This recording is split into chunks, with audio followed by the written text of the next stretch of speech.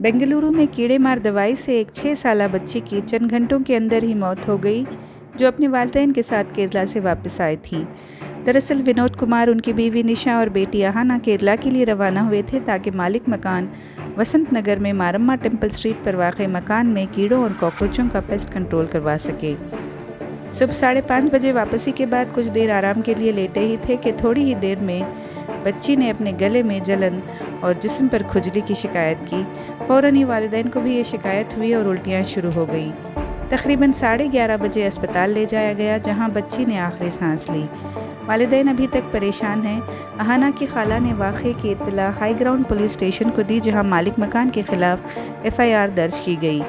मालिक मकान ज़ेरे हिरासत है, लेकिन अभी तक गिरफ्तारी नहीं की गई क्योंकि अहाना की फोरेंसिक और पोस्टमार्टम रिपोर्ट का इंतज़ार है। कहा जाता है कि मालिक मकान ने ऑनलाइन दस्तयाब केमिकल 100 रुपये 100 मिलीलीटर की बोतल इस्तेमाल की थी। क्विनल्फोस केमिकल के इस्तेमाल के बारे में रहनुमा खतूत मौजूद हैं और क़ानूनी तौर पर इजाज़त के बावजूद इसके इस्तेमाल का सही इल्म होना लाजमी है और इब्तदाई तिब्बी मदद के उसूल भी मौजूद हैं।